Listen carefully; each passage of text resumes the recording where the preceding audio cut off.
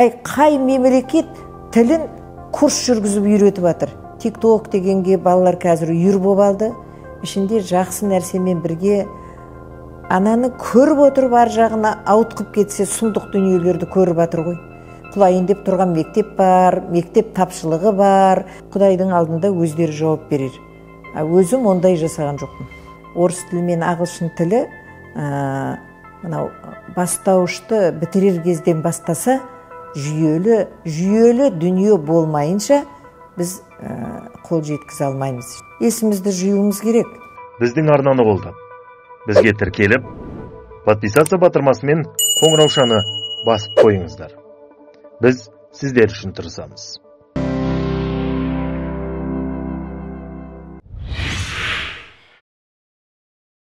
Қоғамдық тапсырыстарды орындаумен айналысып жүрмін.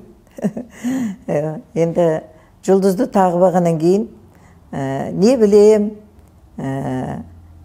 не ойлайым, соны баспа беттеріне өзімнің ойларымды мақалалар беріп, кездесулер болса барып, білгенімді айтып, сол әйтеуір жақсы болса екен деп, осы білім саласы, тәрбиеге байланысты сол еш уақытта менің жадымнан шығып көрген жоқ.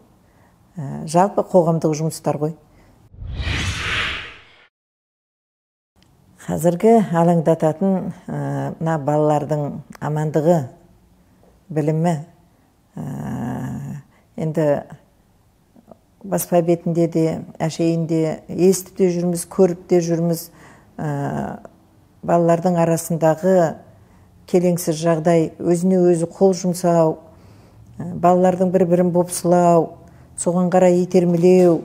Мына енді қолдарындағы дүниеден де көп нәрсе келіп жатыр. Шек жоқ, ешкім бақылап атқан жоқ. Не атана, мемлекеттің де бақылауында болу керек деймін. Мысалға, бір кездерде Америкаға барып еді оқушыларым. Сонда мұғалімім айтып келді, ояқта оқушыларға көруге болмайтын дүниелерді мемлекет шектеу қойған екен. Егер оған кіретін болса, ата-аналарына салық салады екен дегенде. Бізге де шектеу қоятын дүние керек. Мынау керектіні де TikTok дегенге балалар қазір үйір болып алды. Ішінде жақсы нәрсемен бірге ананы көріп отырып ар жағына ауытқып кетсе сұмдық дүниелерді көріп жатыр ғой. Біз жақсыны жаманмен жуып жіберіп жатырмыз. Сондықтан ұлттық құндылықтарға бағдарланған әр ұлтқа керек нәрсе, тілі, ділі, әдеті, ғұрпы, салты, дәстүрі өз орныменен сол балалардың бойына сіңірілу керек. Ұлттық құндылыққа негіздеу керек. Мынау әлемге ұмтылу керек, әлемнің жақсылығына, жаңалығына соны қоса отырып, өзіміздің ұлттық құндылықтың негізінде жасалу керек деп ойлаймын. Осы ұзақ уақытты мектепте 50 жыл ғой енді, жарты ғасыр ғой міне. Мектепте мұғалім де болдым, жаңағы заучта оқушының меңгерушісі, 25 жыл жаңағы директор болдым.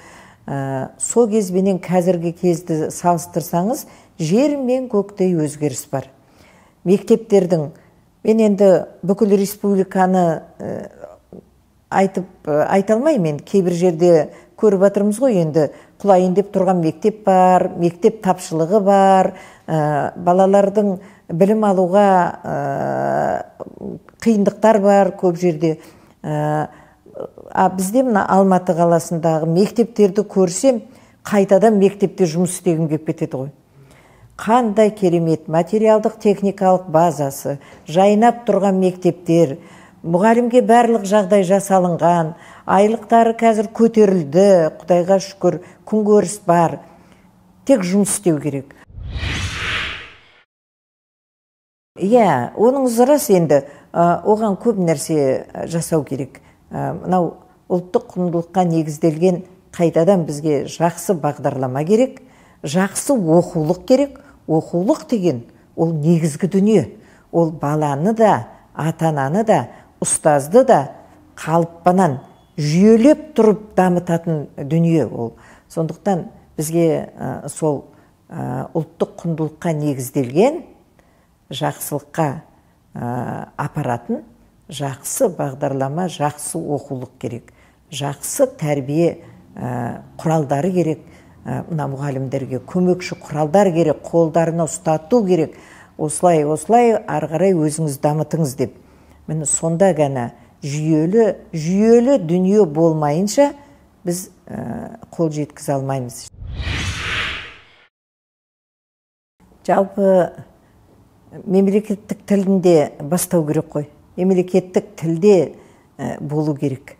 Енді мен бұл ойды көп айтылып жүр. Бастауыш мектеп қазақ тілінде болсын деген. Бірақ енді біз көп ұлтты мемлекетпіз, әзірге ол оңайлық емес ау. Бірақ мына үш тілді деген ана екі тіл, орыс тілі мен ағылшын тілі, мынау бастауышты бітірер кезден бастаса да бәріне үлгерер еді. Қазір бет бұрыс болды ғой, мінекей екінші жыл нені орыс тілінде, ағылшын тілінде бірінші сыныптан, бұрын балабақшадан бастайтынбыз. Анау тілді білмей барған бала үш тілді балабақшадан алып жүрді ғой. Міне сол үлкен қателік болды. Шын мәнісінде ол үйренем деген адамға келесі тіл, өз тілін жақсы білген бала қанша тілді болса да ары қарай үйренеді. Білгізе аламыз. Анау кішкене өз тілін игеріп, жаны да, талабы да, таланты да бәрібір қалыпқа түскен кезде тілдер керек. Әрине бізге ағылшын тілі де керек, орыс тілі де керек. Өйткені әлемдік тілдер ол біздің өсуімізге, дамуымызға, өзіміздің білімімізді, біліктілігімізді көрсетуге бұл тілдер керек. Бас пайдам үшін іштен істеген жоқпын. Шынын айтқанда, мен әкімге барып жер сұраған жоқпын. Жұмыс істеп жүрген кезімде.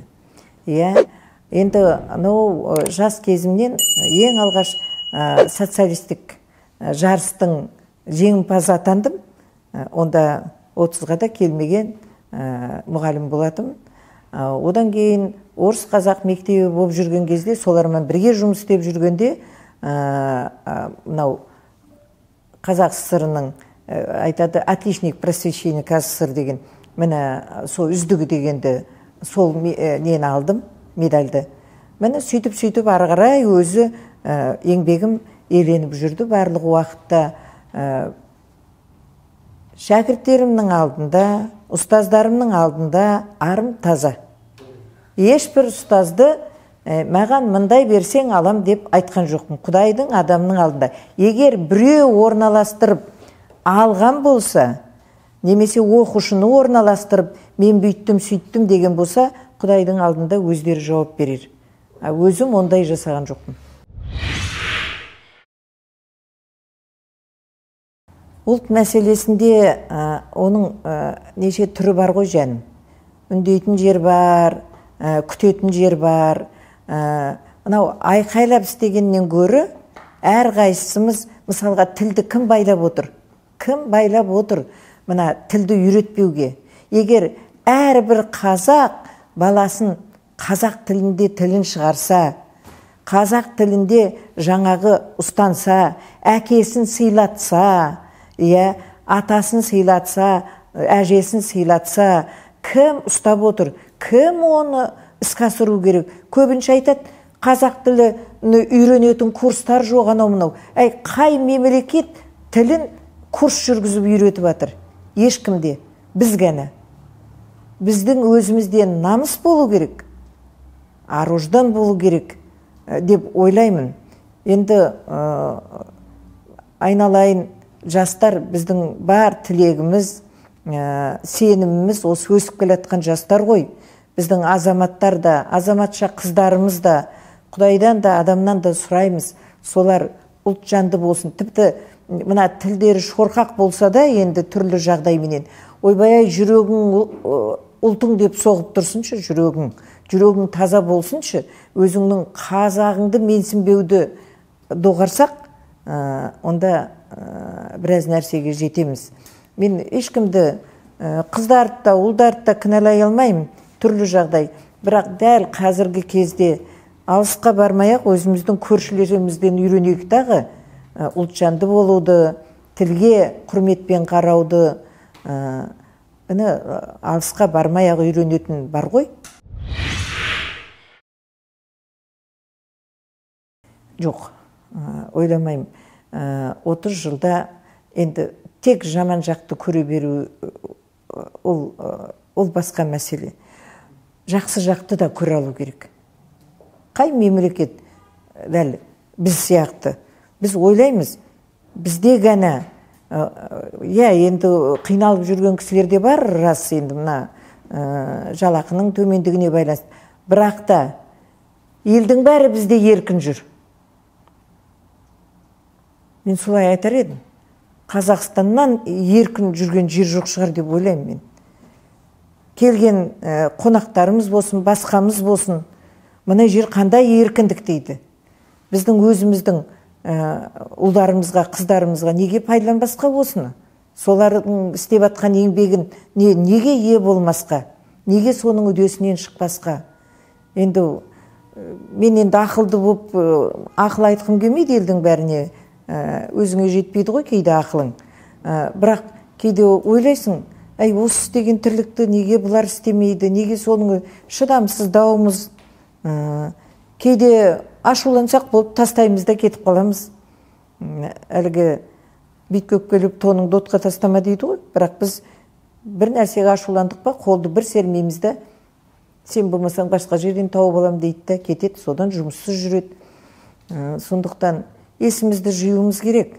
Өзіміздегі бар жақсылықты көре алуымыз керек. Біз өте көп жақсылыққа ие болдық. Неге біз тек жамандықты ғана көре беруіміз керек? Алла қолдасын, айналайын, қазақтан ата-бабаларымыздың қалдырып кеткен ақыл кеңестерін, айтып кеткен сындарын, өзіміздің халқымызға, ұлтымызға айтып кеткен сындарын оқысаң, біз әлі сондаймыз ғой. Соның бәрін жөндеу керек деймін. Соған жастар күш салу керек. Келешегіміз Алладан да сұрайым, сеніммен де қарайым. Алла қолдасын, жақсы болады. Сенем. Сенбей адам өмір сүрмеу керек. Сенем. Өйткені қазіргі жастар енді не бір керемет дарындар, не бір білгірлер балалар жүр. Қазақ халқы мықты халық, Құдай мықты қылып жаратқан. Талай нәрсеге төзді ғой. Бұл да өте шығады. Жақсылыққа қарай ұмтылуымыз керек. Өңкөй сезіктеніп қарай берсек, жақсы нәрсенің өзі жаманға кетіп қалады. Мен осы айтып отырсыз ғой, сіз кереметсіз, жұлдызды мұғалімсіз деп, егер біреу мені қазғылап, жаңағы, анаушы, мынаушы деп білсе, мен де ешкім емес болып шығам.